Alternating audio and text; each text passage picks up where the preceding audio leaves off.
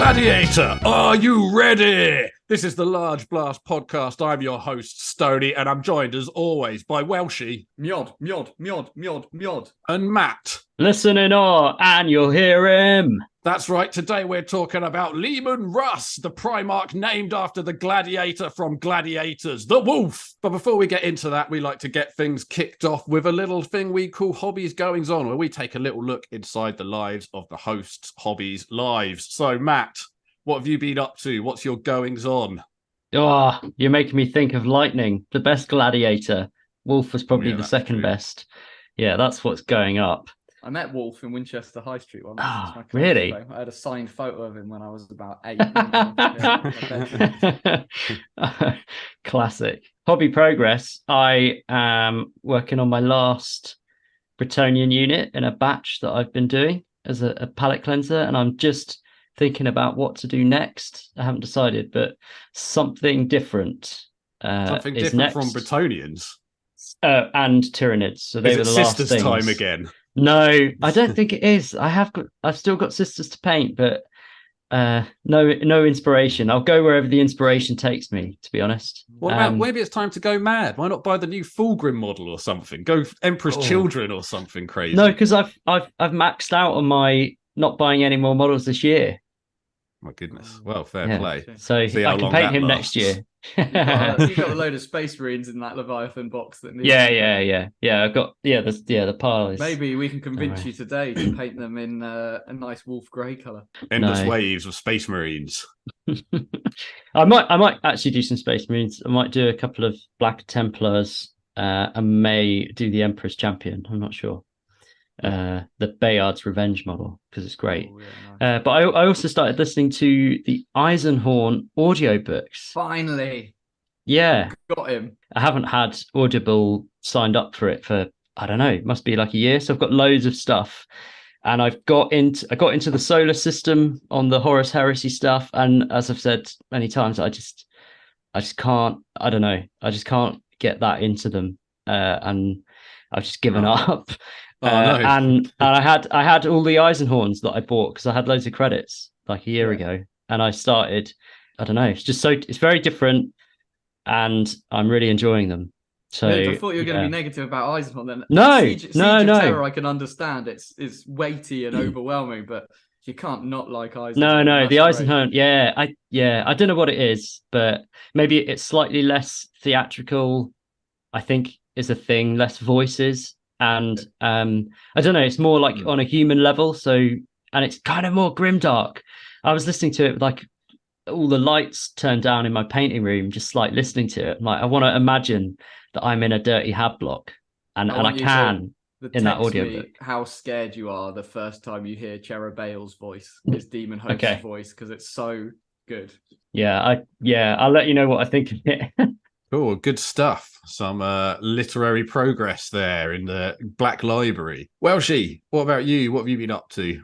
Well, I've actually been making some pretty good progress on painting the Tyranid half of the Leviathan box. So I'm pretty much there with the Von Ryan's Leapers, the little mini lictors, and the big Neuro Tyrant, which is nice, just painting some Tyranids.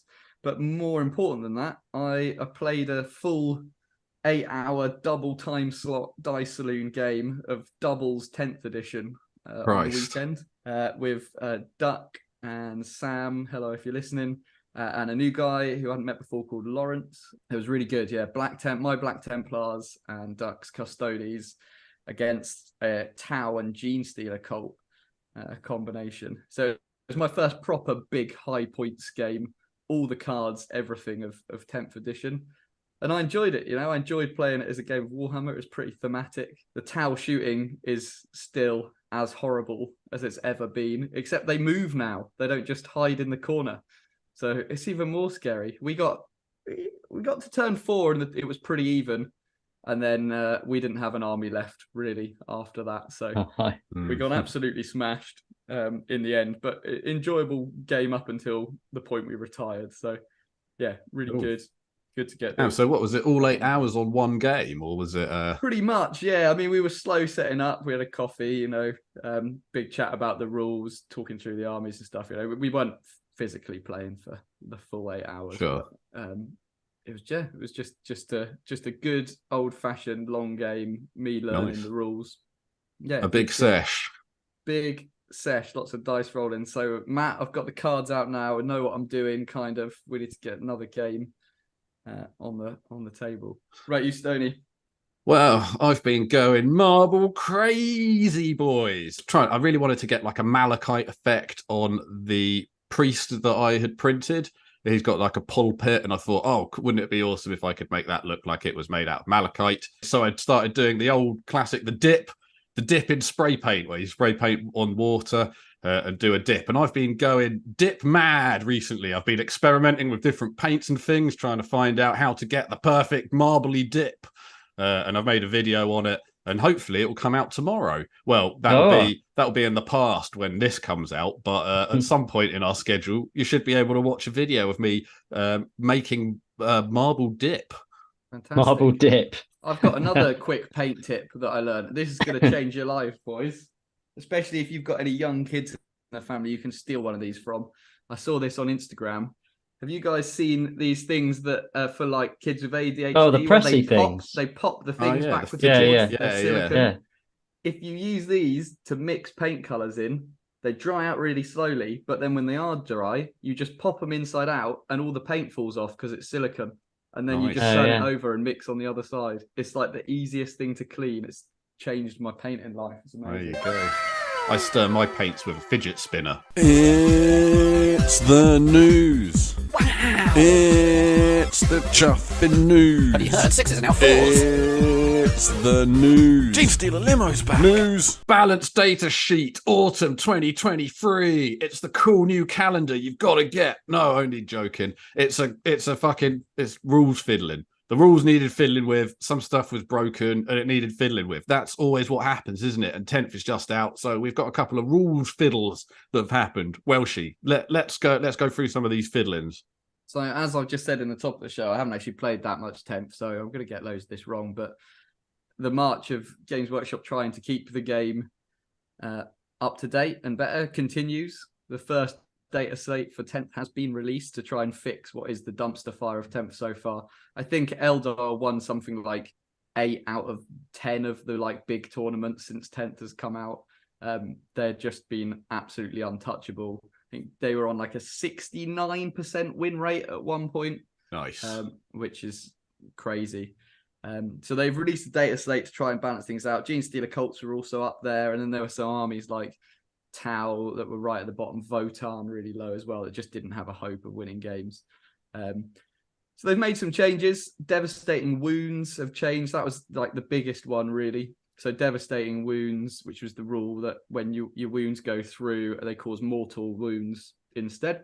They don't cause mortals anymore. They just mean that you don't get any saves, which is actually quite a massive change because it means you're not getting any invulnerable saves at all. So things like Custodes that had invulnerable saves specifically to mortal wounds basically don't get saves to these. But it's aimed at Eldar because Eldar had loads of things that were just spamming mortal wounds all over the board. I mean, this is like a core new rule of the new edition, and they've changed it straight away. This is within. I mean, 2 months. I have to be honest. Like hearing this is just a massive turn off. Like I just. What is the point? You think they're just going to slowly FAQ it back to fucking 9th edition? That would be funny. Yeah, no, it'd be 9.5. Yeah. There were some other things. Titanic units can't Overwatch. That was causing some issues. Insane Bravery has now gone back to what it was in 9th edition, where you have to take it before you have to pay for the strat before you've rolled for the test. So that's the same as it was. That's like another big change if you want to use the strat. And then free strats, which was the whole thing. So captains being a part of a squad now essentially meant you could use a stratagem on that squad for free.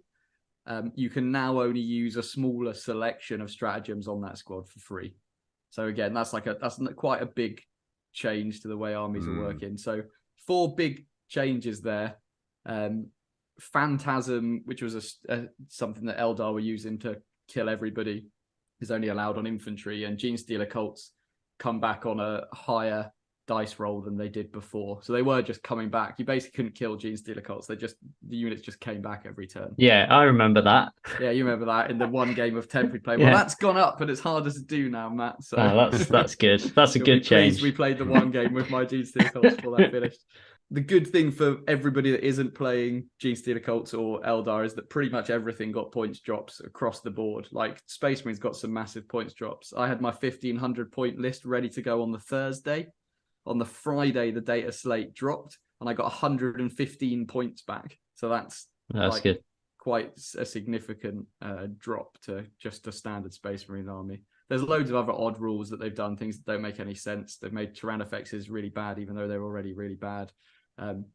There's some odd stuff going on, and it's not like these are fixes because wording was a bit awkward. Like, these are big game fixes that they really should have known. There's been 8 proper tournaments. These are core rules. This was released, and if they'd properly done play testing, they would know this. If they'd done 8 weekends of play testing with 8 people at Warhammer World, they should have found this out. It kind of sounds like what they really needed to do was nerf the Eldar rather than changing all the rules around them. Because if it was the Eldar that the one causing all these problems, why can't you just be like, well, Eldar shit now, just fucking switch the rules around or whatever. They do that all the time for other people.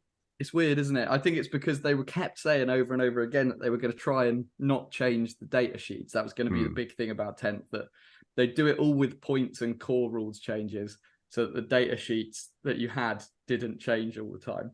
But then they say that, but literally this came out between them saying the Tyrannid Codex was coming out and the Tyrannid Codex coming out, this balanced data slate happened. So people had pre-ordered a Tyrannid Codex 1 week. The next week, this comes out and invalidates a load of rules in the Codex they've already pre-ordered before they've even had the Codex delivered. Even out That's of the plastic. state that these rules are at. It's already that's fucking stupid as hell. Oh man, it's all just drifting backwards. Soon Games Workshop are going to be like, oh, we think maybe hexagonal paint pots are a really good new idea. You get more paint. Maybe we should start doing blast templates, things like that. Scatter dice. I think you've just... I realised for me that I wasn't playing much and I wanted to play more. And Matt, I know these rules changes wind you up, but I realised on the weekend that you just let it all wash over you and you roll your dice and you play your Warhammer. Oh, yeah, There's a yeah. unit that comes and obliterates you. That's whatever. I've got my army on the board. I'm rolling dice. I'm having a beer with some mates. Yeah, that's true. Yeah, it's all swings and roundabouts It's at the fine. end of the day. The rules never stay the same. It's like, sooner or later, it'll be your army's turn to kick some ass. Exactly. Just buy more armies, right? That's what you want us to say, Games Workshop, isn't it? yeah. If you've got one of every army, you're always on the winning side. Sad days, listener. Sad days. The app is up and running and it sucks. What? How? Why? How many years have we been doing this podcast? How have they not got this right? Have they used apps? Have they seen apps? People have apps for fucking everything. It's bullshit. You can't go anywhere now without them making you download an app. This is a multi-million-dollar fucking company and they cannot do apps. What the fuck? What's going on, boys? It's mad. So I've got to say that the app, it kind of does work. I actually used it on the weekend for building my list. I used the list builder. It's not so much the functionality now that's the issue. It's the fact that they are charging for what we hoped they wouldn't charge for. A few weeks, when 10th came out and they said the app was free and the list building happened for everything across the board, you had access to all the rules. And we said, I hope if you're a Warhammer Plus subscriber, you continue to get access to the rules. That seems like a fair deal. Well, you can have access to all the rules apart from when the codexes come out, and then you can't have those rules anymore. But you have to pay for the new buy shit the paper for a while. codex, scan the QR code in the paper codex in order to get the rules on the app. So It's the just fucking codex ridiculous. just becomes a big ticket to use the fucking app that you're Yeah. using. It's ridiculous. There's no way to buy it separately on the app. Why don't they just do that? Buy a QR code for 1/10 of the price of the paper book. So Or it if you're a Battle Warhammer Scribe Plus, still have exists, one or right? two.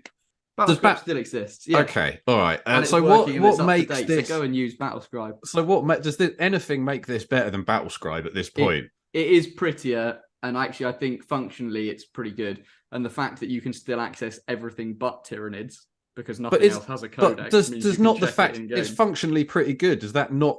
But is there not points also deducted from the fact that functionally you have to go and buy a book, and then you've got a fucking book cluttering up your life? Exactly. You know, I mean, it's ridiculous. And people, we're paying for a Warhammer Plus subscription. At least give us don't give us every rule in the game. Fine, it costs money to write and make these rules. I get it. But maybe say you can have 2 armies worth of free rules if you're paying for Warhammer. The whole reason this app exists is so we don't need a million fucking books. Why are they making you buy a book to use it on your fucking computer? That's fucking nonsense, mate. That's that's like what, you got like a CD drive on your computer where you've just got to start feeding in books, like a shredder on the top of your PC where you've got to like your Games Workshop issued shredder on there where you feed it in and it fucking works out a fucking new costume for your man on Space Marine or some bullshit. This is nonsense. This is one step forward, 2 steps back. I just re-downloaded LimeWire so I can download music and then print it onto a CD and then put the CD in and upload it to my phone. I don't know about you guys, but I'm finding that really good. Yeah, it's awesome. I love having all these complicated steps between me and the thing I'm trying to get hold of. As a customer, I think that's great. Just allow us to buy the electronic version for a lot less money, or give us something for the Warhammer Plus. What about if they start putting coupons inside codex? So every time you get 5, you get a free codex or something like that. You put them out at the back. You get like a stamp like from Costa Coffees or something. Or even White Dwarf. Buy 3 White Dwarves and get access to the codex on the app. Something.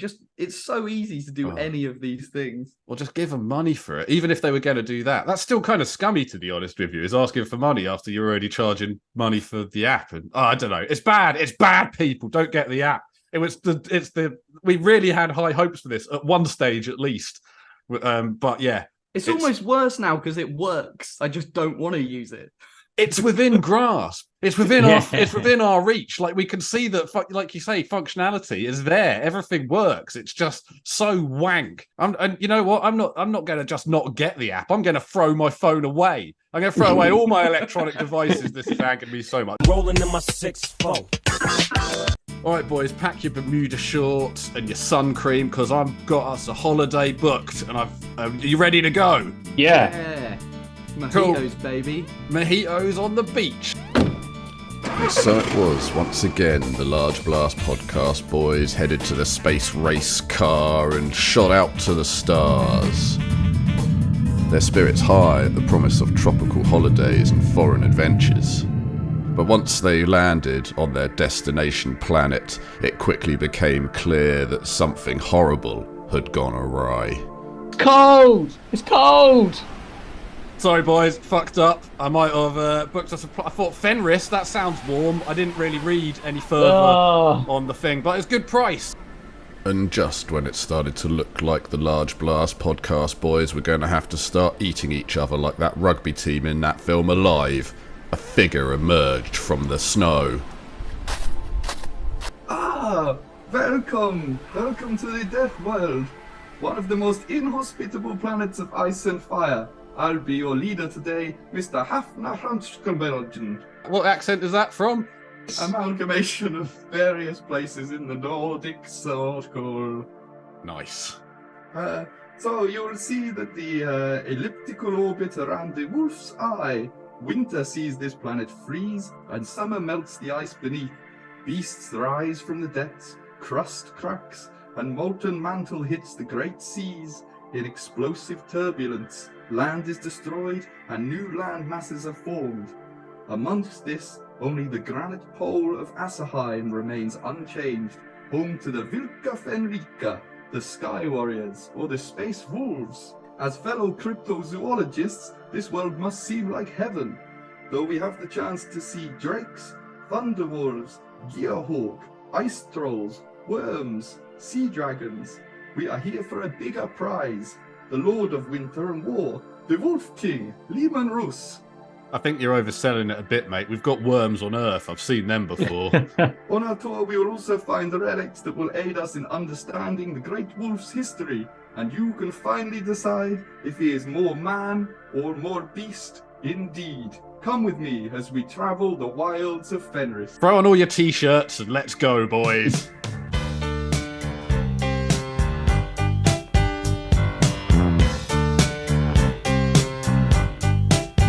We start in the Valley of Burning Stones, where ancient Vulture clan chain sacrifices to rocks along the valley and set them alight. Wonderful, wonderful fiery people, until psychers were found among them and purged by the space wolves. Oh, is that a scroll over there? Oh, look, what's this? It's a bit of sheepskin. Oh, it's a scroll. I'll just unwind it, see what it says. Oh, this is quite interesting. This is quite interesting. It says, "Pray silence, obedient congregation. Let us remember the billions of Leman Russes that have fallen silent over the millennia." I think this is the wrong scroll. This is about the tank that's named after the Primarch. No, you fool. That is from the Tech Marine's drawer, you fool. Look over there, the shiny rune-covered scroll. Yeah, this is interesting. It says Leman Russ, the early days. Okay, so it must be an introduction to his life. The wonder years. He was made in the Emperor's test tubes on Terra, as we know, because he's a Primarch. He's been thrown into the warp, and he comes to rest on this planet of Fenris. And it's a death world, as we're all keenly aware at the moment, because we're freezing our asses off in this cave in all our t-shirts. And somehow we've survived, but a lesser being landing on Fenris would probably have died. But because Leman Russ is a creation of the Emperor, and he is a Primarch, he survives landing on this death world, and he encounters a Thunderwolf, a mother Thunderwolf, a she-wolf, which sounds sort of weird, but that's called a she-wolf. And the she-wolf senses and sensed in Leman Russ a kindred spirit. So she didn't kill him, but instead she raised him alongside her cubs as her own. Okay, so he goes from human to beast pretty quickly there. A narrow escape, perhaps. And then it's going on to say that there's one of the world's sagas. Okay, so there's a quote here from Gnuriel's saga, which is called The Ascension of the Wolf King. His name, so we'll refer to him sometimes as the Wolf King. Okay. Tells of one fateful Hellwinter. Hellwinter, are we in Hellwinter now? Because it's pretty fucking freezing. Yes, Hellwinter is when the planet is too far from the sun. They've got Hellwinter and Rockin' Ass Summer, and I accidentally put the wrong season. Sorry, guys. It was a lot cheaper, I presume. In Rocking Summer, you'll find it on fire. Oh, all right. Fuck that. Okay, so the saga goes on to describe the story of when the feral wolf child was discovered by a hunting party of Fenrisian tribesmen. So there were obviously people here before the Primarch landed, lost human civilization. And in a vicious confrontation, the wolf mother was slain. Oh no! No. It's like Bambi, but with a big man baby. A giant wolf, yeah. Or Mowgli, I suppose. Yeah, Mowgli. But then Mowgli, we've already done the lion, and he was kind of Mowgli-esque. They're both raised by nature, weren't they, these guys? Are all the Primarchs just a version of Mowgli? Well, these two. We got them. Yeah. So yeah, I mean, that's basically his mother, even though she's a Thunderwolf. And a Thunderwolf, what is that? That's just an enormous wolf. Yeah. So she was slain. She was slain by the spears and arrows of the Fenrisian tribesmen, along with many of her cubs. So the animal brother and sisters of Leman Russ. So he loses his family, or at least some of them, because two of them survive. They're called Frecky and Gary. If that's the right pronunciation. Mate, how do you say this? Frecky and Gary. Cheers. Gary Frecky, and Frecky. Frecky and Gary. Gary. It's pronounced Gary. So after his family are all dead, actually one of the tribesmen recognizes that this scared thing in the corner is actually a human and isn't a wolf at all. And Russ understands their sort of peaceful offer of truce, and the tribesmen bring the Primarch and his surviving Wolf King, Frecky and Jerry, before the court of King Thengir of the Russ tribe. So did these fucking idiots think he was a wolf? I mean, They must have done. Maybe it was dark. I running around think he's a online. wolf. Right, okay. I think they just chained him up because he's probably quite feral. Yeah, sure. I mean, I guess I get feral that at he's this point. acting like a wolf, but surely they weren't like. No, There's a difference between a wolf and a man on all fours running around all covered in his own shit, right? but there's gotta be the saga doesn't say how long he lived there, so maybe he had a couple of years. Maybe they That's true. gave him some fur or something. yeah, Maybe he was a bit furry at that point. Oh, You know what they yeah. say about Here we go. Fenris. This is the beast. Maybe The this is furries the beast coming there. in. Yeah. Yeah. Point to beast there. So so he's brought before the court of King Thengir of the Russ tribe, and he sees potential in him, according to this saga, and he's given a place within his household to be raised as a true Fenrisian, as a warrior. The saga goes on to say that he learns Low Gothic, the language of part of the Imperium, very quickly, and he shows a natural aptitude for the way of the warrior, which is, I guess he's kind of born to do that, but that's quite good. He does that quite quickly. And Russ goes on to realize that he is actually more human than wolf, or so he thinks. We'll be the deciders of that. And then he goes on to think that actually he's superior than both human and wolf, which he is. He is a Primarch. And one evening, King Thengir deemed him worthy to receive a true name. Here we go. So this is how he gets named after a battle tank. The king named the former wolf child Leman of the Russ. The saga doesn't actually say why.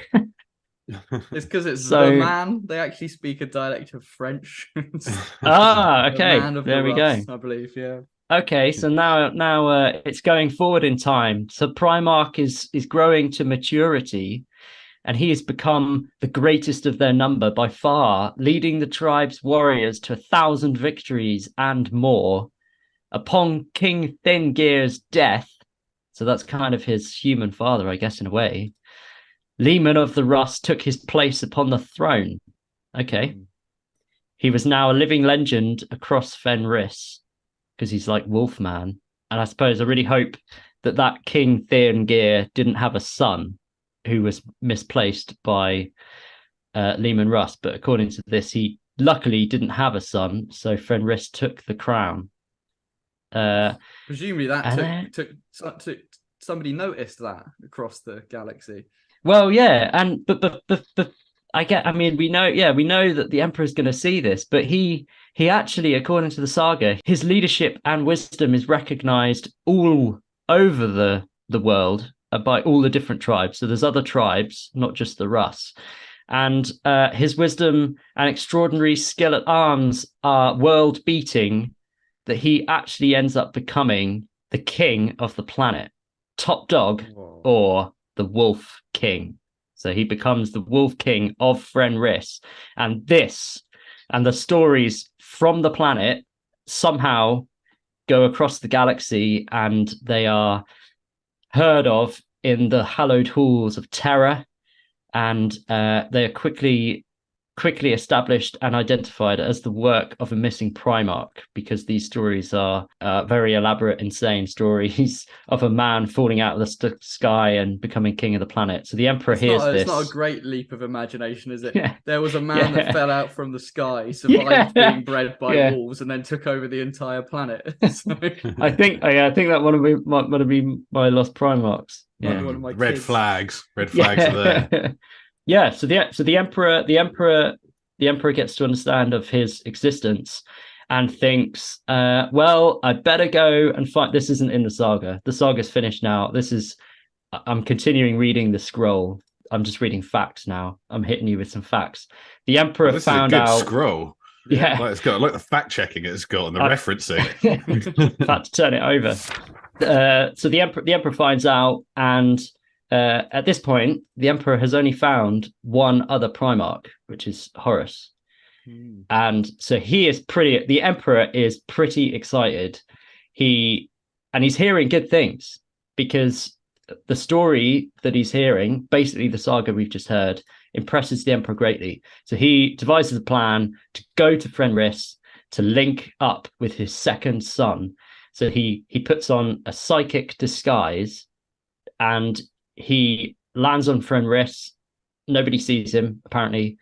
And at the time, the great and the good, including the great Fenrisian wolves, because now wolf and man kind of live together in peace because of the Wolf King, are basically in a great hall having a great feast. And the emperor walks in and everyone shrinks and bows, the wolves and the men, but not Russ.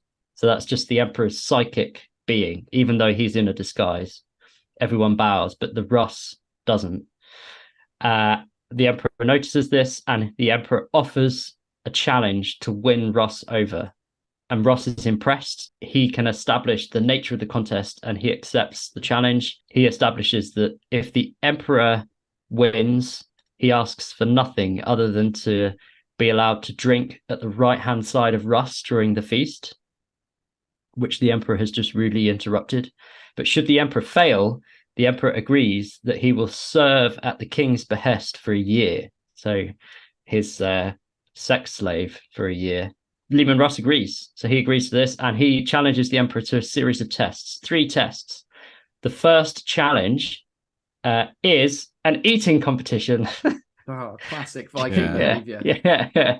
It goes full. This is one of my favorite bits of the Leman Russ story, where it goes full man versus food on the emperor. Oh yeah. Yeah, Like, yeah. I guess it is man versus food. Yeah, one of those one of those eating competition type guys, where because he eats so much food that all the food is gone or something, doesn't he? But that's right. The emperor thinks he's doing really well, and he looks up, and Russ has basically like consumed everything else, and the emperor hasn't finished. So Leman Russ wins the first challenge. Oh, point to Russ. And Leman Russ is actually enjoying this. He kind of, even in this early stage, even though he didn't bow to the emperor, he sees that the emperor has like somehow the spirit of a Fenrisian, of a local, and he enjoys the fact that he came in and challenged him. So then Russ challenges him to a drinking bout. Classic. So this is behavior. Yeah, all you can drink. And again, the same thing happens. By the time the emperor reaches his 6th barrel of strong Fenrisian mead, which I can imagine is insanely strong, there was no more to drink. The Wolf King had drained the entire feast dry. Apparently, it's months worth of mead. Yeah, really fucked up the rest of the party for everyone. It's so true. Yeah. Do you think like after this point, like the start of the story, do you think it's just them like drunkenly remembering something, whereas actually they both just kind of like shat themselves and puked and like like someone just propped them up in the corner and just be like, whatever they say when they wake up, let's just say that happened because like, they're primarchs. Swift cuts in Rick and Morty where he's just lying in his own shit. So by now the emperor is probably a little merry.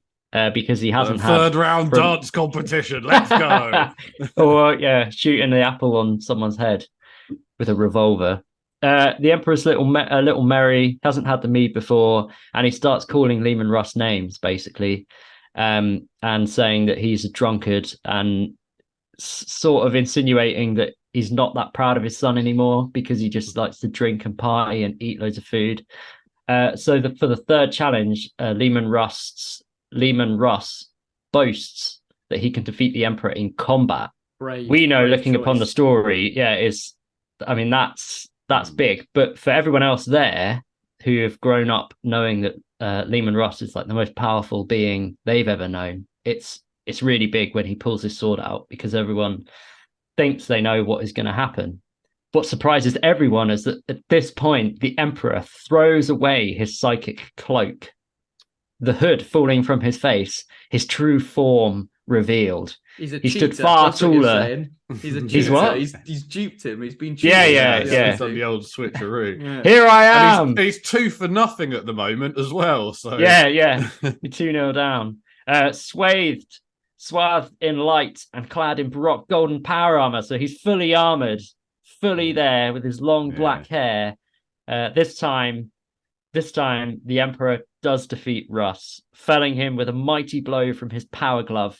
When Leman Russ came back to consciousness within the hour, he admitted defeat, and with a bloodied smile and a broken fang, he swore fealty to his true father, the Emperor of Mankind. So again, the Emperor of Mankind tricks everyone into the hall to believing that Leman Russ winning 2-1 in the challenges is actually a victory to and the then Emperor. he challenges him to a fight after he'd just eaten. He's done like the million Scoville challenge or whatever. He's eaten a bunch of hot wings and shit. It's like he's on a hair trigger when it comes to shitting his pants as it is. He's drunk all the mead in the place.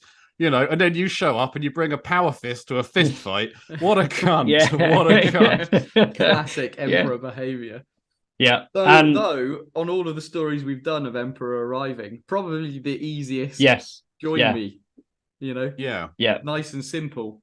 And he beat the Emperor.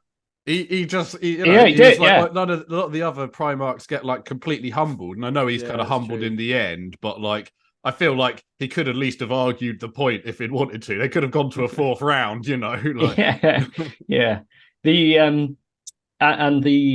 I have listened to the audiobook of this. What's it? The Great Wolf, I think, and it is really good when you go through these challenges. It's a really good Black Library novel. And the scroll finishes with the line, "And everybody lived happily ever after." Oh. Yeah, it's always good to know. It's always a nice happy ending. Yeah, for old Leman Russell. Oh, that's good. So definitely started his life as beast, like legitimately lived as a wolf. Yeah, but seems to conduct himself in beast-like behavior. But then also when he's humbled, it's just all right with it. Smiling. Well, I mean, that's even more wolf-like, is being loyal, the leader of the pack. It's like that. He's doing that kind of. Do you remember that guy, the dog whisperer? Who used to be like, and like pinch. He'd be on TV and people would ring up and be like, "Oh, I've got a dog who keeps fucking biting everybody and shouting at that." And then Caesar Milan, that was his name. Caesar Milan would show up and like pinch the dog until it fucking got in line, basically. I didn't. So he's just the dog version of Justin Galaxy or whatever the cat exactly, the cat man, exactly. I didn't know there was a dog one. Oh, there's a dog one. There's all sorts. For every pet, there's a chameleon one. He's very unpopular. Goldfish. I kind of know when to back down. He's not like stupid Primarch. Give him that.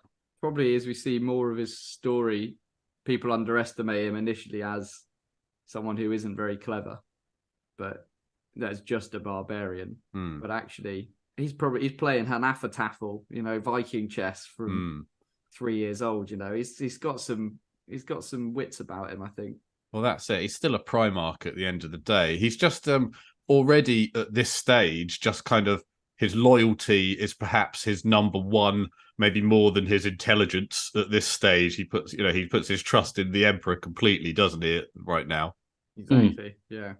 Are you okay? Would you like to move to the new area? Yeah, I'm ready. Take us there. Into the speeder. So the Large Blast podcast boys and that Fajor Swedish kind of guy jumped into the speeder, which I never knew they had, and sped off to the next destination on Fenris.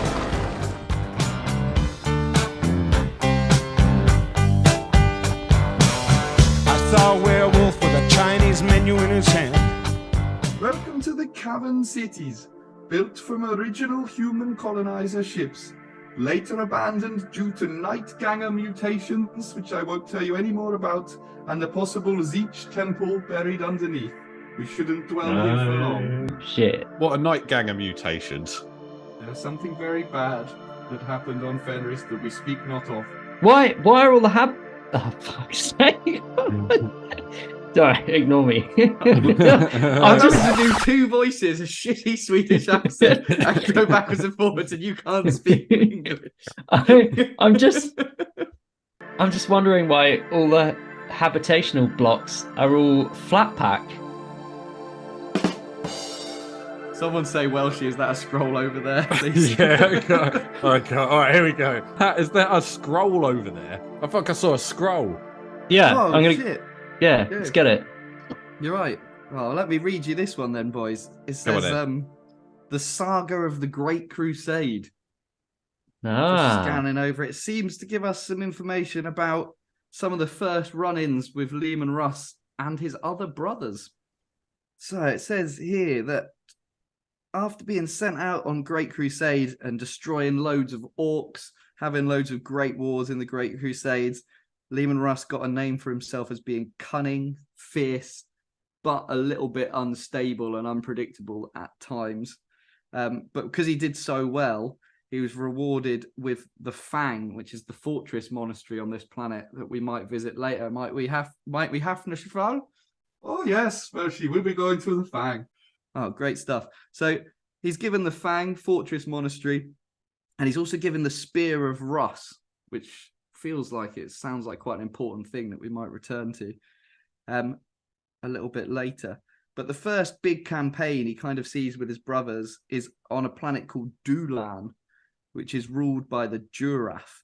And the Jurath refused to join the Imperium, but they were really arsey about it, and they were broadcasting loads of like anti-imperial propaganda, and being like, "No, we're not joining you. We're free. Only we're not joining you. We're gonna put out an exposed video on you that we've done."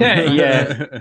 And they even captured some early space wolves that went to investigate this and like broadcast the fact that they'd captured these space wolves and were torturing them and stuff. They did some like hostage video shit, some fucking Al Qaeda style bastards. I think so. And they were like, we're definitely not joining you. You're the fascist. You can't bring to heel a civilized planet, etc., etc. And this really pissed old Leman Russ off. He took this as a proper slight on his honor. And he got a bigger force up because he realized that they were going to need to take this planet and system by force. And the Lion was sent to help him. So the Lion had also been discovered at this point. And the Lion turns up, and they don't quite get on.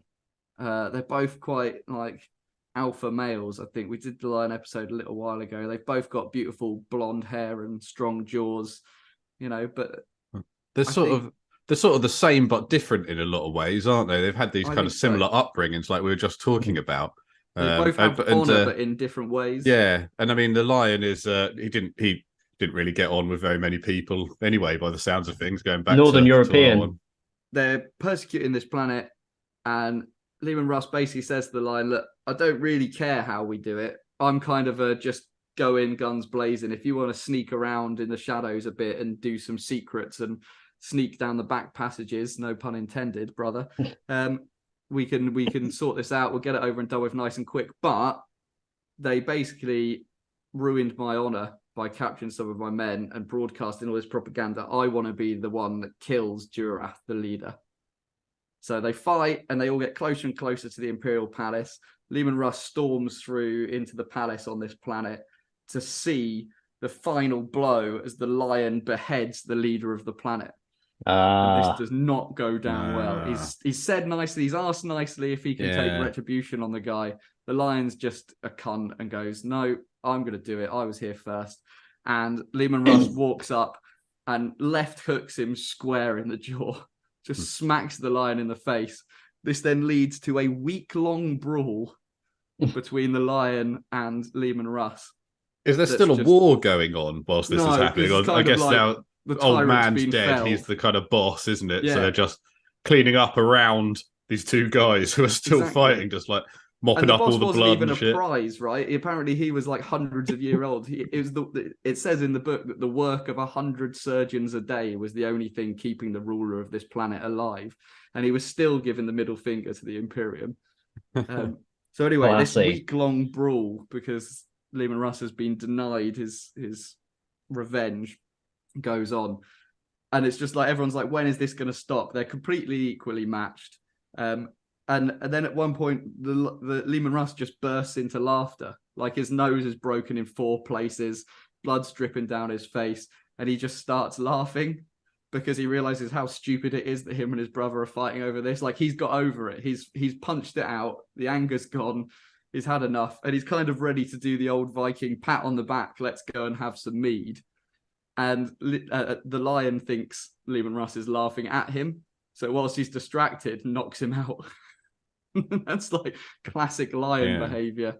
Just knocks he might be Russ the out, and that's Primarch end with of the fight. most concussions on record I as reckon well. so. So, you know, some of his decision making going forward might be worth thinking about. I think it is quite interesting that he doesn't really get on with any of the other well, you know, he's very unliked, but then he seems like quite a likable Primarch from like a reader's perspective anyway. You know, he likes a bit of a party, he can eat his own weight in chicken wings, all the rest of it. It seems, you know, it's probably like a good time, whatever. But like I thought it was quite funny that he's the second one to be found and Horace is the first, because Horace is kind of really jealous of him at first. Yeah. Kind of like kind of openly hostile to him.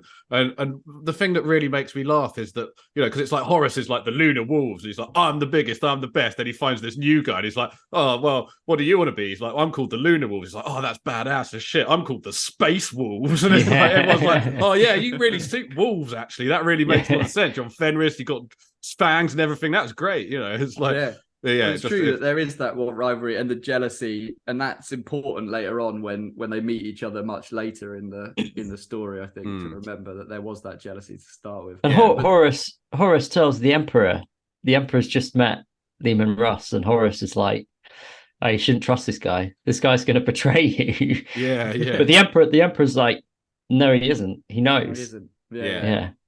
He knows that's a little it from secret that we the might beginning, stumble isn't upon it? It's later. like that's it from the beginning, isn't it? It's like Leman Russ is kind of like immediately displays kind of like loyalty kind of thing, and Horace immediately displays being a tricksy little bastard. So, that's true. Yeah. So that's interaction there with another brother, but that week-long fight is the reason that now whenever the Space Wolves and the Dark Angels fight together, they have to nominate champions, and the champions like battle it out in front of the whole armies before the fight. Before the Gladiator, are you ready? That's where Wolf comes in. Exactly. That's where the real wolves. The Travelator, or whatever it's called. Yeah, they got to go up there and then fight feuds with sticks. Fucking badass. So another brother he has a run-in with in the Great Crusade, and this is his first kind of mission that gets him this name as the Emperor's Executioner, the person that goes to bring to heel wayward sons, is when he's sent to a planet called Malkoya to bring Angron in, because the Imperium has found out that Angron's been doing this butcher's nails malarkey and implanting the butcher's nails in all of his men, and they don't like that idea, so they send Leman Russ to bring Angron to heel. And Russ gets to the planet that he's on, and basically Angron's immediate reaction, Russ tries to talk, sit down, have a meod, play some chess. Angron's not having any of it and just immediately starts fighting Russ. And Russ, this is where I think he is more tricky, maybe not a beast, whereas Angron could be a beast. He purposefully holds back in the fight against Angron and makes Angron think he's winning. And just as Angron's kind of about to win and strike the final blow, Angron realizes that he's been completely surrounded by Space Wolves, because he wants to prove the point to Angron that he will lose everything if he goes down this single-minded path of destruction, because he's not noticing anything else that's going on around him. So that's quite a baller play, I think, for a warrior, for someone who's like all about fighting, to make that decision to try and save his brother in a more compassionate way. I think it's pretty interesting. Yeah, definitely. Yeah, absolutely. And like you say, it does display a more human side of him, which for that's some pretty complicated kind of emotional understanding for a man that was raised by a pack of wolves. Do you know what I mean? So Exactly. Yeah. And he also had a run-in with Big Red. Now this is an early run-in with Big Red before the major one, in a planet called Arc Reach Secundus. This is a planet owned by the Avenian Empire, another empire that's refused to join the Imperium. These guys use like trained giant eagles to fight. So they have like these bladed eagles that fight on the front lines. Like robot wars, but with eagles. Yeah, exactly. And basically they win because they send, it's one of the last wars of the Great Crusade. So they've sent, the Space Wolves are there, the Thousand Sons are there, and the Word Bearers are all there bringing this planet to heel. So they destroy the planet. Magnus wants to save the Great Library. There's like a Library of Alexandria type font of knowledge on this planet. And Russ is like, nah, mate, my orders were to destroy this planet, so I'm going to Fucking destroy nerd. my planet, and there's nothing to do about it. Yeah, nerd. Which gets them to the point where they're at each other's throats and about to have a big old fight. And Lorgar steps in and goes, "Oh, maybe we should let this kind of fester between you, because I might be able to see the future, and this kind of hatred between you might become something I can use to my advantage." So they never get to fisticuffs, but Magnus is pissed and swears retribution on him, as does Leman Russ. Am I right in thinking that Leman Russ was always a bit, like, I know I said, "Oh, fucking nerd" or whatever, but he did kind of have that attitude towards Magnus? Am I right? Because like Magnus didn't fight. Like the Thousand Sons, They didn't fight in at some of the wars and things, did they? And Leman Russ was kind of like, "Oh, well, that kind of makes you guys kind of lame." He hates psychers, doesn't he, as well? Yeah. Which I don't know when that developed. I don't know if that was something that developed by this point. Like, has he always hated Magnus? Is kind of my question, or is it like? I think he might I think so. From the reader, like, it's the book learning. We're gonna stay far away and do some tricksy magic. Yeah, rather and he's than like fight properly, like drinking jock playing drinking games with the Emperor, and exactly. He's not reading spells. He's like pounding wolves. Yeah, I would argue that comment there, Stoney. I don't think he's the drinking jock. He's not the geeky book reading guy, but he's not the jock. The jock is like, I don't know, maybe Gilliman is a bit of a jock. Oh, okay, yeah. But like just the leading Leman, man. I don't know who Russ is, but he's not the geek. He's not the jock. He's like the guy that's just, I don't know, doing his own He's the thing. classic being Viking. really cool. Remember all the Viking stereotypes we had at school, right? Everybody had. It's like all those 80s movies. Yeah. He's the guy that's got like the really smooth, shiny skin in American Pie that's actually quite nice, but he's like the big dude.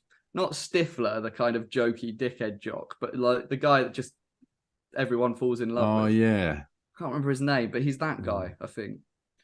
Right. And then one other. Well, let us know in the comments what 90s stereotype from teen movies you think Leman Russ is. Oh, he's Teen Wolf. That's what he fucking is. He's fucking Teen Wolf.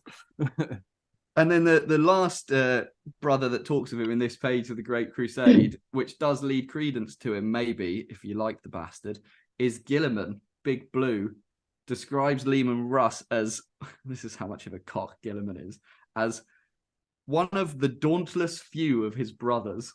So he has the dauntless few, or the dauntless four. So there's four of his brothers that he thinks if they team up with the Ultramarines, there's nobody that can beat them. As long as it's the Ultramarines and one of these four, they will be unbeaten. Do you guys want to guess the other three? Imperial Fists. Yeah, Dawn. They're all loyalists, aren't they? They all end up being loyalists. Yeah. Oh yeah, they're the unshakable ones, aren't they? Yeah. What's the other? Oh, I know what the other one is. No, Sanguinius. No, Sanguinius is one. Yeah, the Ferris Manus. And Ferris Manus, correct. Yeah, although he has been known to lose his head. Yeah, he didn't last that long, really. So, bit of a shame. Well, that's the end of that scroll, there, boys. Just a little bit about his time in the early Great Crusade and his early interaction with some of his brothers. So the Large Blast podcast boys jumped back into the speeder with their host, Smorgasborden, and headed to their next destination.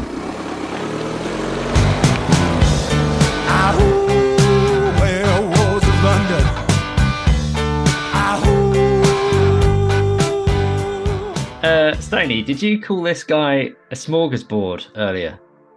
Who, this guy? Yeah, this guy, the guy that we're following around. I thought, is that his name? I don't know. I can't remember his name. What I called it. I was trying to think of the guys from. Where are we going? I was trying to think of the other guys. Smorgasbord, yeah. We have one of those. It's part of the deal. Oh, great! Here we are. Here it is in front of us. Here in the Fang. So lunch in the Fang. Or you can eat smorgasbord here in the Fang. I'm going straight for the Schneezer ritual. Ooh, good choice. I could also recommend Giant Elk or Selksea. So we're here in the Fortress Monastery of the Space Wolves, second in construction only to the Imperial Palace of Terror. It even pierces the atmosphere with its size.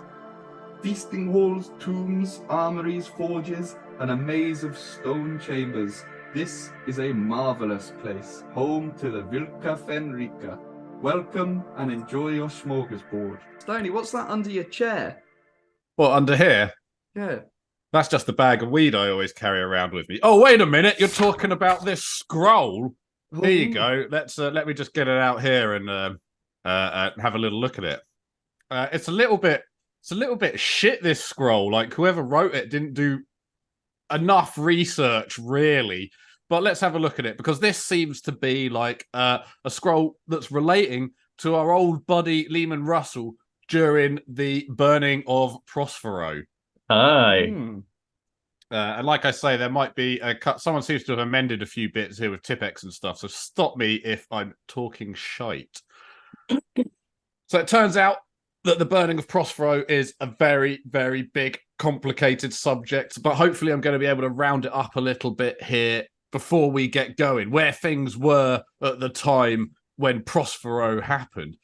In a nutshell, there was the Council of Nicaea, which was a thing that the Emperor did that meant psychic messing around was basically banned. And the Thousand Sons were very effective by this because they pretty much only did psychic fucking around. So true. So true. Weak is what Russ would have called Yeah. Weak, exactly, because his loyalty, again, is still number one, like a wolf dog or whatever. He's still, he's still very loyal at this time. I'm not foreshadowing anything, but nothing like that. This Council of Nicaea was broken by Magnus the Red when he tried to use the warp to warn the Emperor of Horus's betrayal. But the foolish knobhead, this was all just a big Teachian ruse, and he ended up fucking up the Emperor's webway project and making it lousy with demons. Don't want demons in your webway, that's for sure. Last thing you want. So then Russ is kind of manipulated by Horus to go to Prospero and wreak bloody vengeance. I'd be interested to know, there's a bit of the scroll missing here, and I was just wondering if any of you guys had had any information about how Horus ended up kind of convincing Russ into doing this in the first place. Yeah, so as far as I'm aware, I think the Emperor sends him to kind of tell Magnus off and bring him in and say, you've got to come back and talk to Daddy. Yeah. Is it like a a semantic thing where he says bring him to heel or something like that? Yeah. Is that it? And Horus kind of gets involved at that point and makes him essentially changes it to you need to destroy them. But Russ is using this really cool thing that I only found about this reading it today, called the hidden ones that the Thousand Sons used, which were like deep cover style, like Alfarius style Marines that were seconded into other chapters. And Russ finds out that there's one of these Thousand Sons like hiding within the space walls, and he's called Caspar Hauser. And he trusts this Caspar Hauser to say, like, he tries to do it diplomatically, like, go and tell Magnus that this is coming and I'm coming and he's going to need to come and talk to Dad. But turns out Caspar Hauser is only under the old thumb of Mr. Zinch. So I think that all plays part of this kind of big manipulation game that takes it from bring him to heel, i.e. come in, to it's all destroy a big Prospero. many-layered Teachian plot kind of thing. Yeah, absolutely. So anyway, he's tricked into going down to Prospero and fucking shit up. And he gets down there. It's your classic nerd versus teen wolf fight. The wolves just run all over the place. They destroy the shit out of Prospero. Magnus manages to escape using his warp powers and trapping the souls of all his guys inside their armor to make Rubicon Marines. We all know a little bit about that, I think. But if you don't, that's what happened. And then, so after the Battle of Prospero... That's his soul, right? Because that doesn't happen until after Leman Russ has broken his back over his knee. Like, that's the climax of the fight. Russ, like, smashes him physically to pieces, right? And then his kind of escapes astrally. Yes. Right? Like I believe so. I haven't. I'm just trying to read underneath this. Unfortunately, that part of the story, the scroll appears to be scratch and sniff. So I was unable to work it out. So if you want to elaborate on that, Welshie, then I'd be happy to oblige. I think that's just it, really. I think the fighting ends with they do fight, and he breaks his back like Bane, Batman style, over his knee, and then but he does eventually, as you say, manage to escape and And that's when he kind of like takes Teach up on his offer completely, kind of thing. Daddy's fucked me over, so I'm going all in. Yeah, I mean, yeah, and that's the thing. We touch on this in our "Did Magnus Do Anything Wrong" episode, but in so many ways, his hand was forced upon him, as was Leman Russ's hand, because he didn't necessarily intentionally come to crush Magnus and his legion, but he did, and then as a consequence, Magnus just almost inevitably has to go to the arms of Tzeentch. Well, I mean, in some ways, it's when we talk about inevitability, and we're trying to find out whether Russ is animal or man as well. At the end of the day, is it not inevitable if you let a wild dog off its leash that it might attack something it doesn't like? Do you know what I mean? Maybe this is a point in the animal section. If the Emperor's out of the picture, the master, he's unchained, he's untethered. That is a good point, because by now, just prior to the burning of Prospero, Leman Russ is known as the Emperor's executioner, as this and potentially rumored to have destroyed the other legions for the 2 missing primarchs. Who knows? Those scrolls have gone missing. Yeah, he is like a dog, right? And if you breed something to be so loyal, as long as they believe you are the thing they're supposed to be loyal to, then they're gonna go for anything else. Yeah. So after the battle of the burning of Prospero, the Space Wolves started back on their way home. They got rerouted by some kind of warp storm or some bullshit, can't remember what, and they end up getting jumped by a bunch of Alpha Legion guys. They're seriously outnumbered. They're with some White Scars who end up fucking off for some reason. They get surrounded by all this Alpha Legion guys. They're like, thank God we've got the White Scars with them, and the White Scars are just peace out. So at this point, Russ is getting a bit... He's starting to not necessarily think that he's made the best choices in life by hooking his lot to the Emperor so blindly. He regrets burning down Prospero, and he's starting to think, hey, if I make it out of this, I'm going to start going my own way. I'm going to be top dog. I'm going to be a dog without a master. I'm getting out there. I'm going to, get through the universe and do my thing. Yeah, absolutely. And I think he realizes that Horus is the architect behind this, and his own way is to just take Horus out by himself, right? That's kind of his new plan is, I'm just going to, I don't really care what the Emperor wants. I want to take this guy out, and I'm going after him. Yeah, he's finally got kind of a goal of his own that's sort of beyond just serving the Emperor. Absolutely. And when he's on Terra, he's actually really close to Malcador, isn't he? He doesn't actually have that much interaction with the Emperor in the end. But that's it. I mean, he ends up getting saved in a kind of a last stand by the Dark Angels of all people, who kind of reluctantly seem to come and save him, which is also kind of weird. I don't know why all these other Space Marines are being such a cunt to him. Like, I don't know why the White Scars pieced out and why the Dark Angels are so fucking grumpy about picking him up, but they are. And then you're absolutely right. When he gets back, he starts hanging out with Malcador, and they do some kind of they get something going together, don't they? They start a business or an Etsy page, or what is it? They just start doing something, right? They start selling locks of his hair on OnlyFans, I think. That's right. Yeah. I wonder he knits whether them into phone cases. I remember now.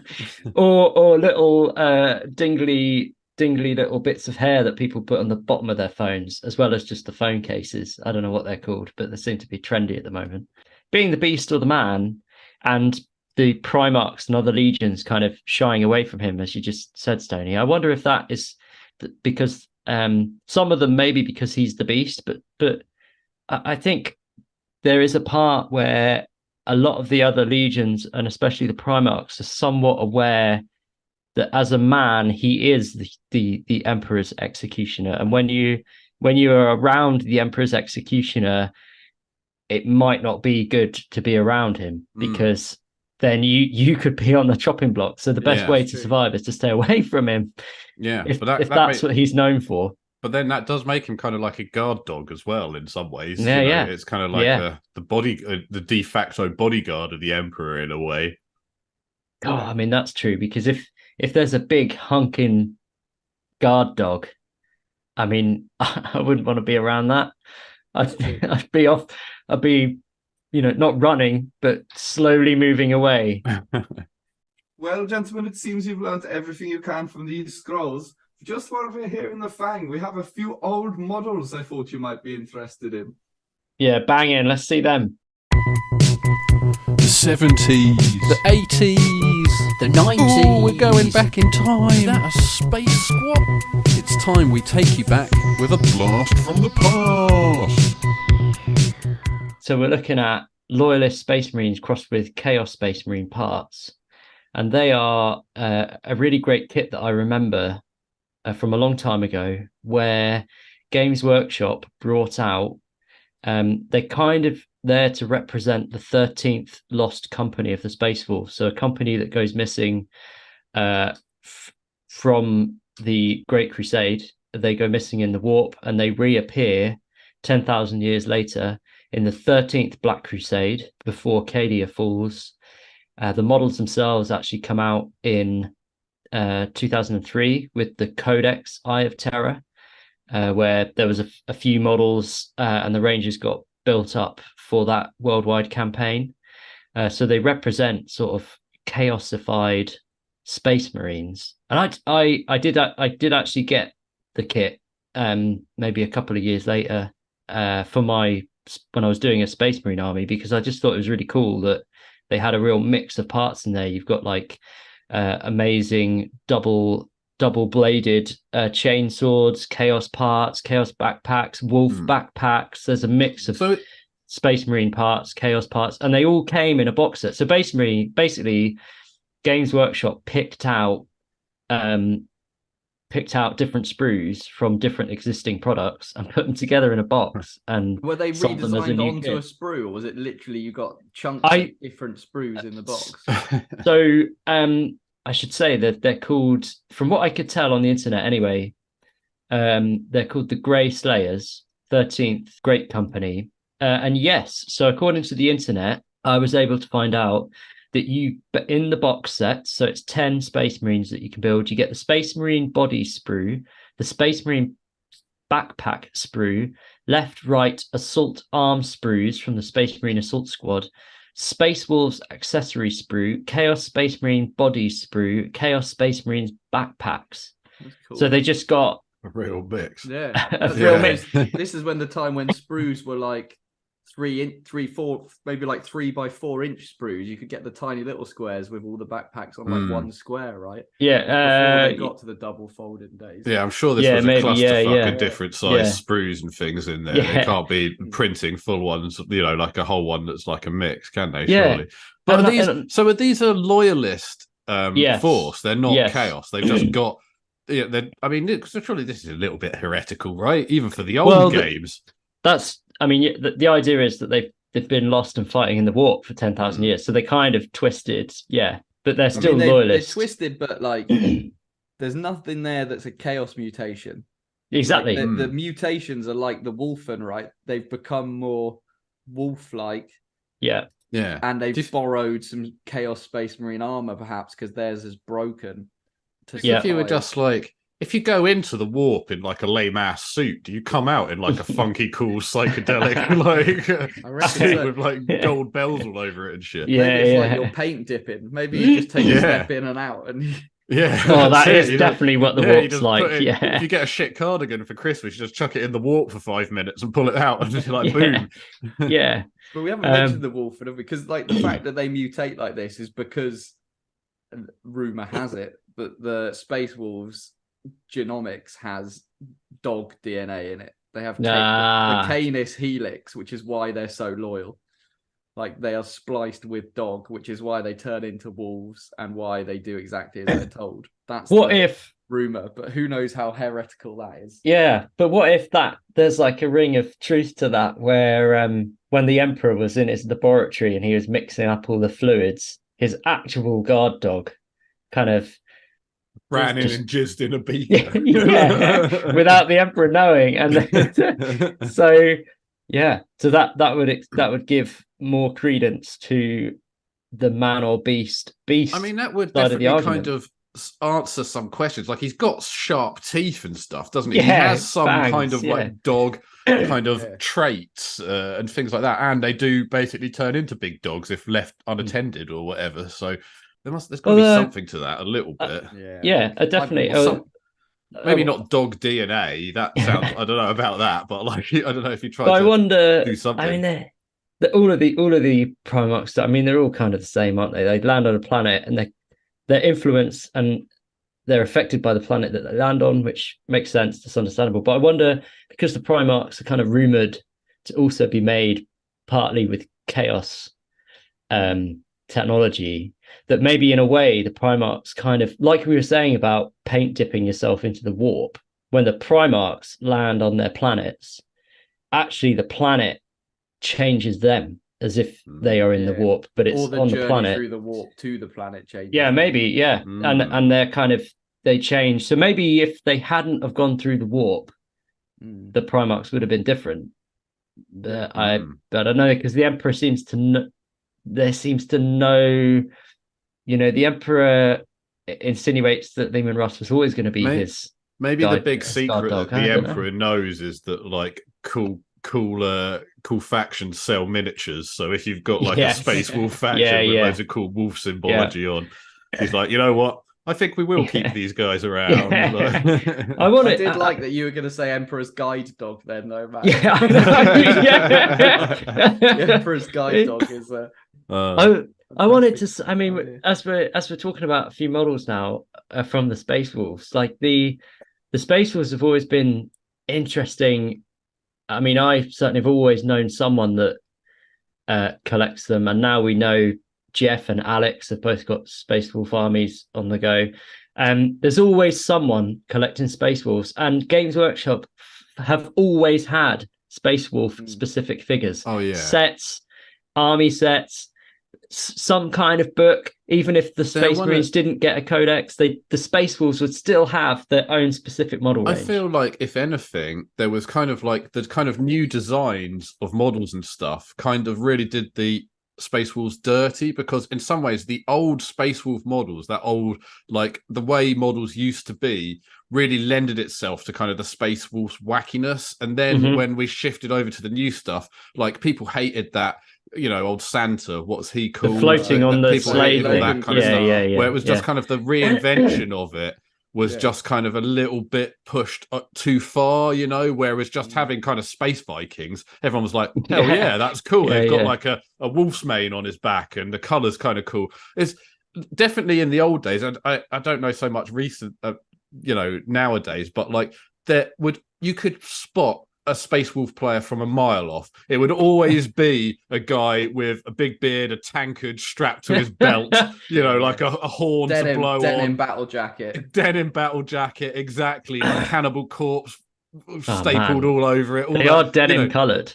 Yeah, exactly. Yeah, I mean, they were a special kind of person, and I don't know if that still exists today because of, like I say, the kind of the sort of the change in the models. And I mean, we did a model spotlight like ages ago now about about the split in the community, where some people liked the kind of wolfiness and some people didn't, and all the rest of it. But interesting. A lot of character to the range.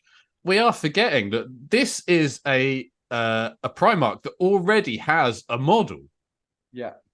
There is what is this? I'm guessing this is a rogue trader model we're looking at here of Leman Russ with his two dogs, Gary and Fredo, or whatever they're called. 89, I think, when I looked this up. 1989. And this was a character with two wolves. And it was played as like a kind of sergeant captain character called Leman Russ.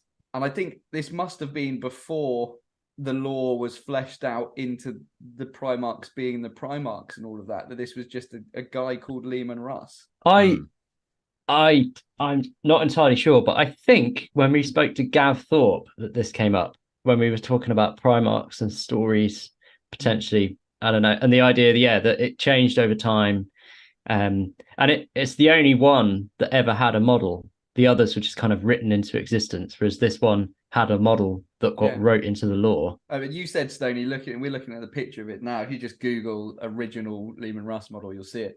But you said, is that Ragnar Blackmane? And I think basically Ragnar Blackmane kind of just took over his lore when he disappeared. It just became Ragnar Blackmane as a guy with a chainsword. Yeah, his character kind of split into two. It's like that film Sliding Doors or whatever. He became with two different people. But it's a cool model for that age as well. I've painted a lot of these like Rogue Trader and Metal Space Marines, and that's actually a really good sculpt. I was thinking that too. It's got a lot of movement in it for an early Rogue Trader model, like kind of subtle movement, which they're normally just straight up like face on. T-posing basically, whereas this guy's like, I don't know, it's cool. It's a cool model. Absolutely. And another model that was out roughly the same, a little bit later, that's been around forever, and he's a character, one of the oldest characters still alive in 40K, is Bjorn the Fell-Handed, who his Dreadnought model for 40K came out. He was alive, mates with Russ at the time, but is now interred in a Dreadnought. But that was a real chunky metal block of a model. But that paint job that we're looking at, they had a banner with him with this massive, like, ginger Viking afro. Oh, yeah. Yeah. On the banner, fighting like a giant dragon. And he's like strangling a snake or a big, demon thing. Doing the classic, like, Homer Simpson, Bart Simpson strangle on the snake. Oh, yeah. It's just a fantastic paint job. I don't know who it is. It looks really kind of Darren Latham, that early stuff, but I think it's too early to have been him, is it? I don't know. I don't know. Anyone knows who painted that amazing Bjorn banner? Put it in the comments.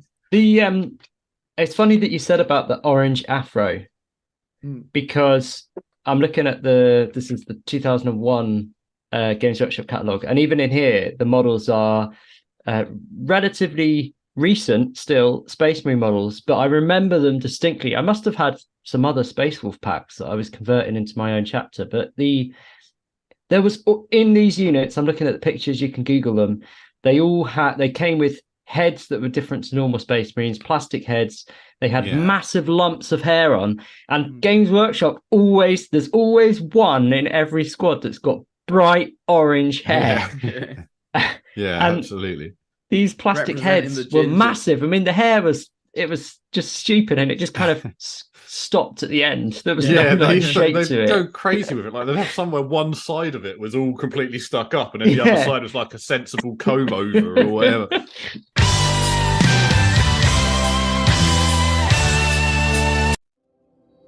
So I hope you enjoyed your lunch, your smorgasbord. The beautiful volcanoes you see around you are the Iron Isles, the forges of the Iron Priests. Please feel free to have a look and even have a go on the bellows. Matt, stick your knob in the bellows. Look, come on. Yeah, here we should go. I? Here we go. Wow.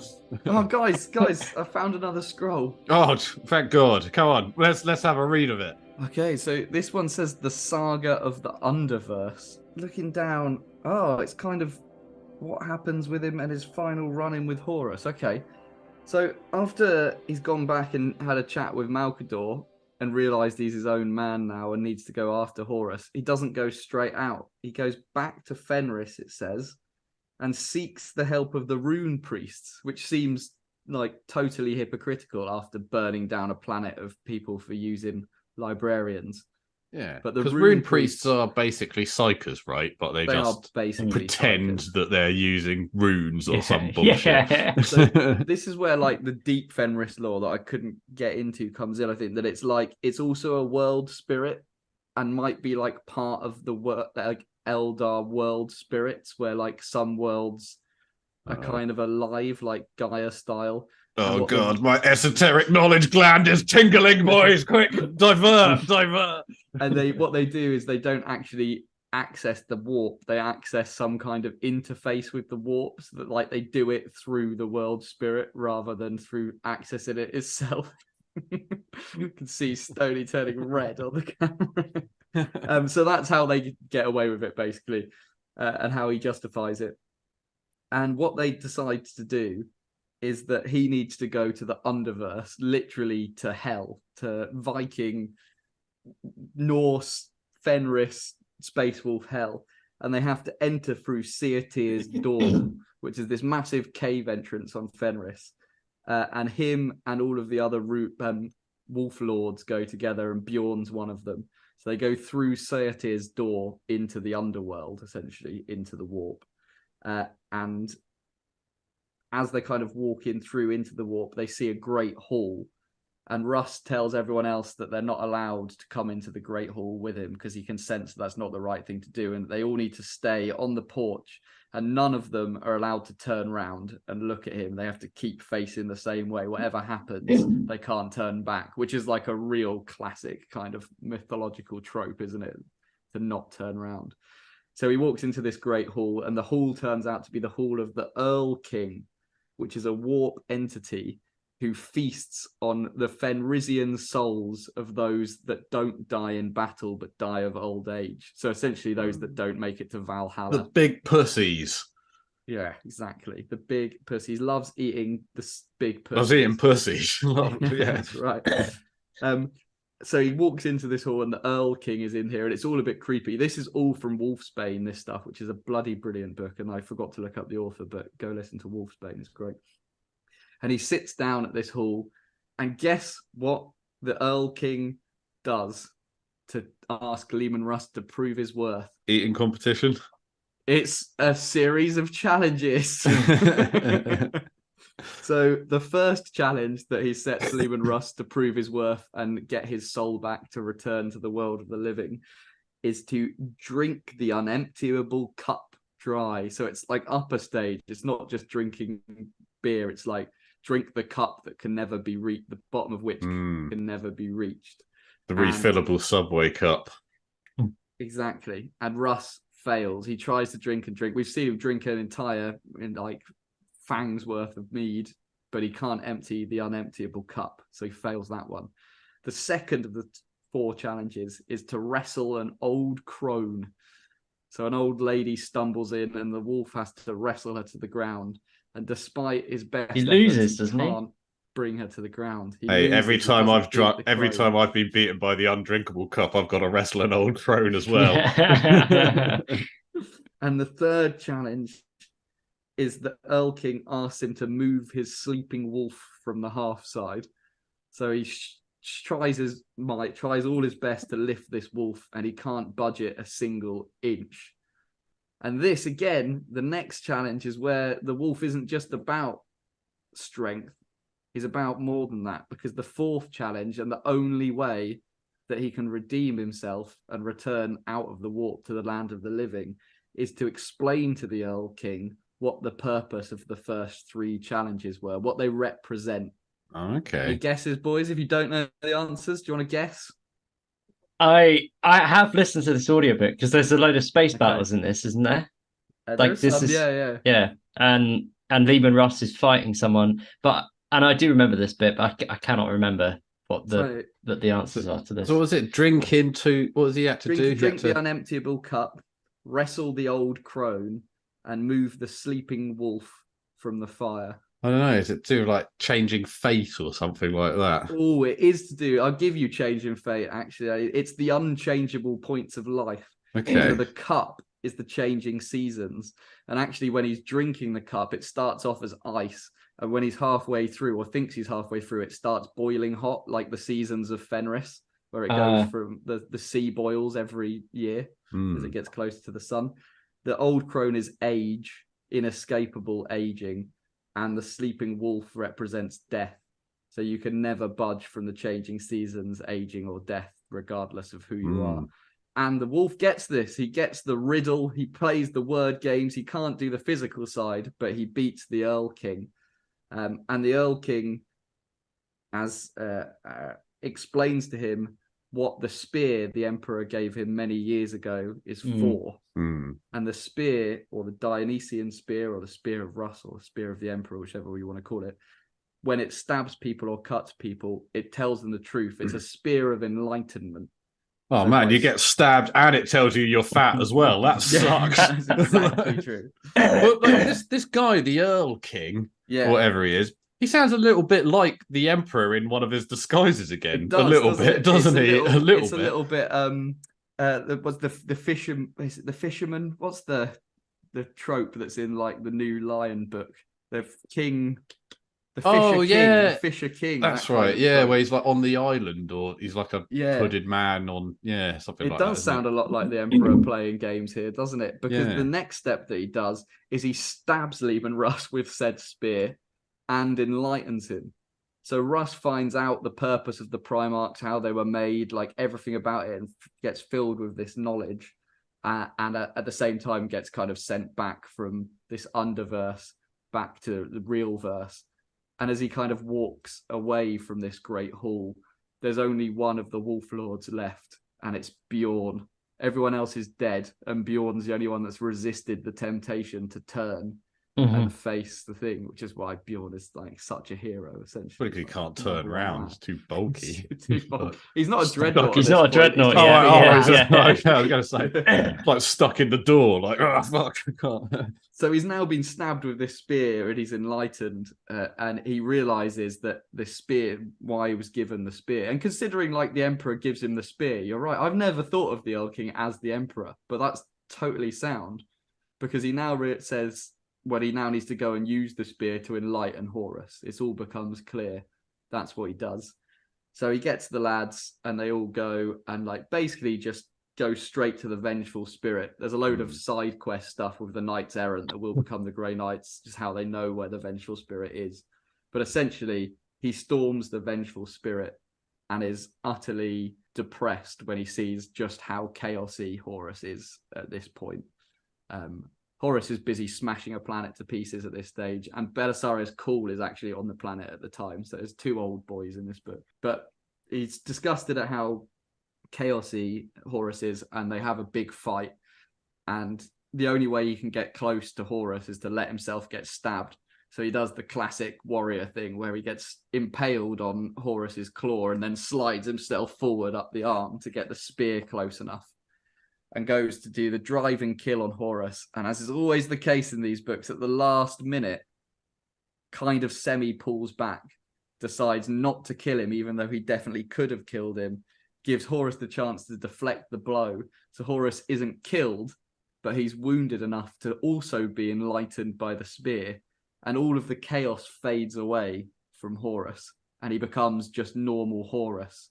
And they have a little bit of a chat, and Russ realizes that even without the chaos, Horus was always gonna destroy the Emperor, and that's what he wants to do. And they have another big fight with Horus in like normal form, and Horus essentially is about to kill him. And just as he's about to kill Russ, hundreds of space wolves come in. Horus gets distracted, and Bjorn drags him away back onto his ship, the Hafnakal. He's enlightened Horus, and they're all like, "Oh, you didn't kill him! Like we failed."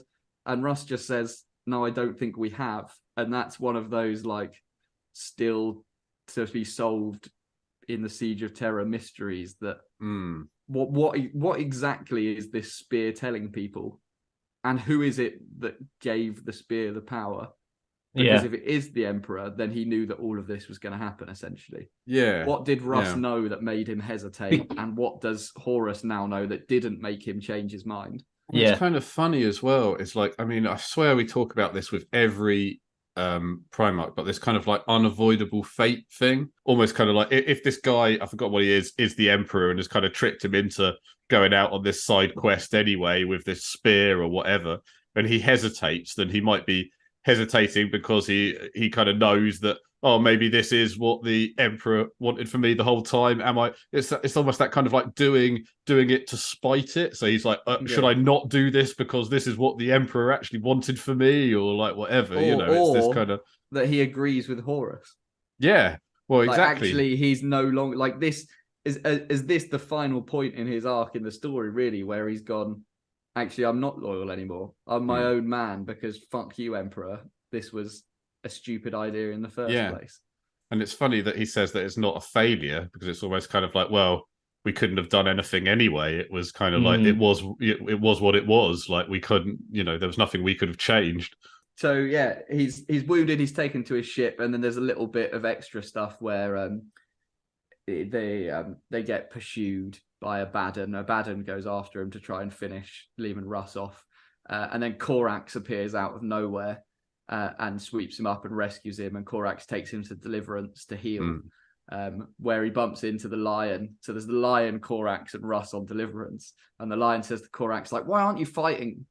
And Russ is like, shut up, brother. Like, he saved my life. He's doing what he does best. He's arriving in the right place at the right time. Like, so that's just a cool Korax point, because Raven Guard are the best. Yeah. But, Korax not a little bit fucked off? He wasn't included in the kind of 4 super loyal guys. That's with Gilliman, loyal, right? Yeah, that's not with Leman Russ. That's what I'm sure he writes poetry about it when he's sat in his dark chambers. Outcast again, though I love him the most. So yeah, and that's basically as far as the story gets. The Leman Russ goes and helps them destroy what chaos is still floating around in the area. Goes to take vengeance with the lion for a bit, until right at the very end of this scroll, it has the last words of Leman Russ before he was seen disappearing into the warp. And those words were this: "In the end, I will return for the final battle, for the wolf time." It's wolf time, baby! Who's ready? Who's afraid of the big bad wolf? Wolf, wolf, wolf. Which, if you weren't following all of the Norse references so far, is clearly Ragnarok. So when he returns is the end of all things, right? Fenrir comes back and destroys reality. But I think that's quite cool. It is cool, and this is another Primarch that we could foreseeably see a model for in 40K. Right, I mean, I know definitely. He says he's got to come back during the end time, so maybe, who knows, the 15th Black Crusade or some bullshit like this, or whatever it is we're on now. Yeah, and I came across an interesting thing, theory today. If he is to come back, he is probably one of the most likely to come back. He would fit quite well in the setting, but suddenly his name that he's been known as, the Emperor's Executioner, and the idea of killing the Emperor to be reborn, and Leman Russ coming back for the end times, is the wolf time actually when Leman Russ comes back and does execute the Emperor? Is now the time? And then he executes the Emperor, but not to destroy the Emperor, but to rebirth the Emperor. Yeah. Rebirth the Imperium. Because I hadn't thought, like, I don't know whether you meant this, but I literally just thought, like, what if he is Fenrir in that scenario? He is the one bringing Ragnarok, like you say, to kill the Emperor and cause the rebirth. Yeah. It's kind of like a self-fulfilling prophecy. He's not going back to stop the destruction. Yeah. He is the destruction himself. That would be exactly. fucking That would be amazing. really cool, actually. Very, very, I like that a lot. Yeah, that would be really cool. So anyway, the dark hole you see before you is the Satyr's door, myth to be the entrance to the warp.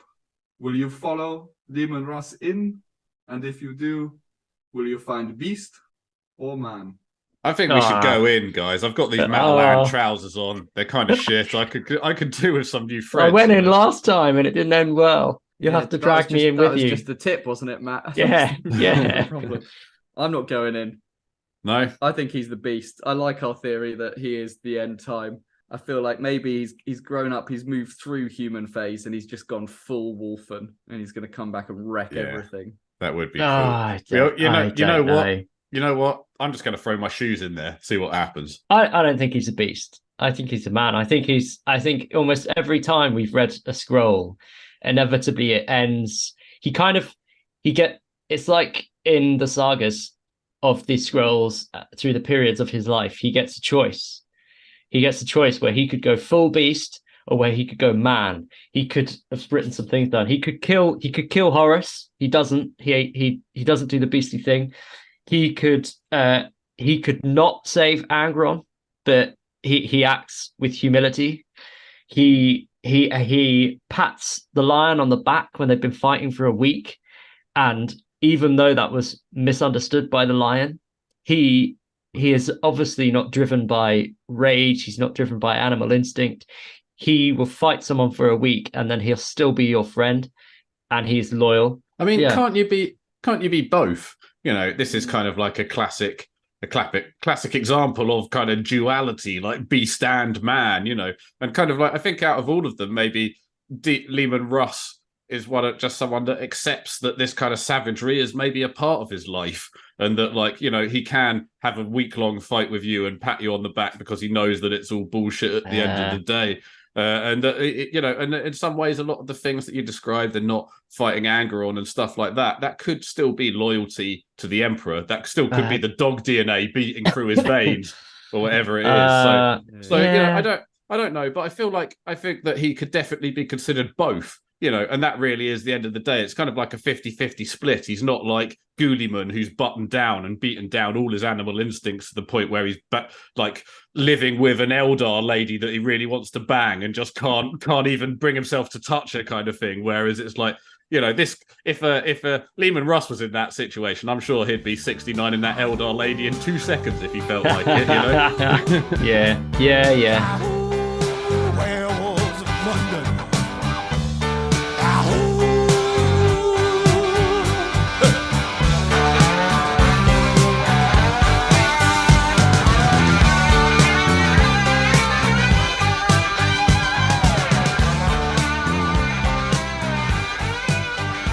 Cool, so welcome everybody to the last part of the show, the Lords of Lore quiz, where I pit Matt and Welshie against each other in a Lords of Lore quiz.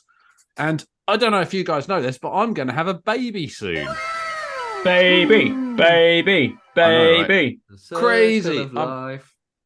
I'm looking forward to it. It's going to be awesome. But for my Lords of Lore quiz this week, I discovered that actually some of the Primarchs are having babies together. Okay. Would you believe together? It? That's right. So I'm going to describe to you a baby, and you need to tell me who you think the parents of this baby are. Excellent. Okay. So there's 2 points per question if you can get both parents. Okay. So the first baby that I found, they have great hair, but they smell terrible. Who do you think its parents are? Leman Russ and Mortarion. I'm going the Lion and Mortarion. Well, you're both Sanguinius right and Mortarion. What? Sanguinius or Mortarion? Okay, that's also good. Yeah, but no, I'm afraid that I feel like we've all agreed in the past that Magnus the Red has the best hair in Warhammer 4. Okay, so you each get 1 point for Mortarion. Gentlemen prefer blondes, that's the problem. That's it. Speaking of gentlemen, the next baby I found is a gent in the streets and a demon in the sheets. Who do you think his parents are? Sanguinius and the Night Haunter. Fulgrim and Gilliman. Oh, Fulgrim and Gilliman, Matt! Boom! 2 points. I think it says something about my sexuality that I'd rather bang the Night Haunter than I would Fulgrim. Okay, so the next baby I found was Grey.